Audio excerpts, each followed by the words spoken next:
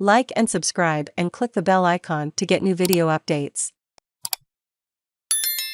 Elden Ring. I'm not playing a video game here, I'm exploring the lands between. This is a real place, with real history and real people who've been changed by sin and ambition. I believe the illusion.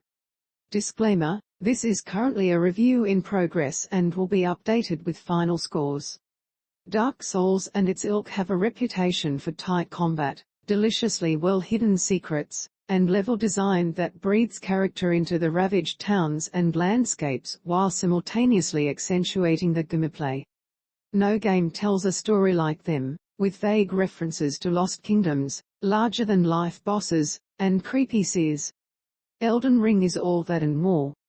Rest assured, this is From Software as we know it, but reinvented with open world in mind, instilling freedom and all throughout. This latest work should serve as a firm lesson to all publishers and developers that doing things differently can be scary, but doing so not only pushes the limits of game design, it creates a new standard for what players can experience. Elden Ring's story is as clear as any previous From Software game, murky at best. In the lands between, you are a tarnished, setting out to gather great runes to forge the Elden Ring. Seems important for reasons. The merchants, fortune tellers, and other tarnished add flavor and substance through exquisitely creepy voice acting, whether it be cackling or a warning. Picking up equipment adds some history, but for the initiated, know that this is a definitively Dark Souls experience. If Dark Souls has taught me anything, it's that a good story doesn't need to be clear or outwardly told. Sometimes looking at the ruins of a fallen kingdom, a shattered statue, or a blighted garden can drive emotions just as well as exposition or dialogue. Do I know exactly what's going on? Oh, heavens no, but I feel it. I feel what's going on. That's satisfying. That's different. Most RPGs can only hope to make a player feel something. As for George R.R. Martin's influence, I'm honestly not feeling his hand. Elden Ring is another Hidetaka Miyazaki work through and through. That's not bad. Whether or not GRRM's name is in the credits holds no weight for me. I like the world building, no matter who's at the helm. Though it's derivative for any reviewer or critic to say, I'm going to say it anyway, this is Dark Souls. If you want an experience where most battles can end in your death, your constant vigilance and focus are required, and treasures to set the eyes aglow are just around some corners, then you're at home here. If you want Dark Souls, you will adore Elden Ring. Full stop. But what about the new features? That's what we're all curious about, right? Okay, so the story, combat, and level design are the same, but what about everything else? Well, the level design's a little different. Each catacomb, castle, and mineshaft feels like old Dark Souls design, but there's the entire open world aspect.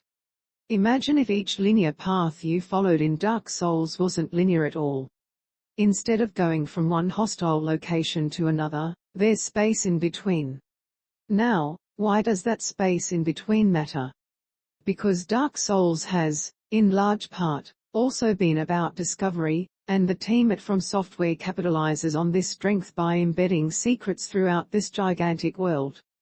Dungeons and side quests are littered everywhere, but they can be pretty hard to find.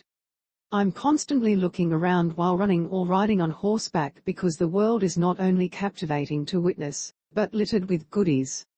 I could find a new boss to get thrashed by, a more powerful shard to upgrade my unique weapon, or a recipe book to craft perfume. Every tree, patch of grass, and cliff feels individually labored over. The amount of work that has certainly gone into handcrafting this gigantic place is staggering.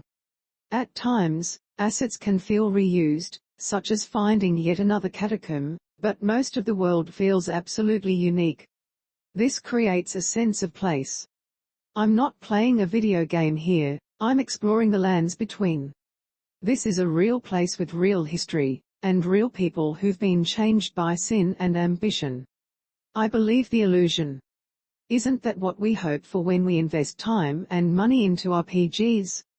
Not only is the landscape detailed, It varies drastically from place to place. I almost have a sense that an ecosystem exists here where the monsters or magic that exist in a specific place shape the nearby land. Even the wildlife has its own behavior and unique animations. The eagles, deer, crabs, and everything else move and act in a way that doesn't suggest they're inconsequential, because they certainly are inconsequential for the most part. But they add substance. They create a reality. The horse mechanic is fine. You've ridden horses in video games, right? This is a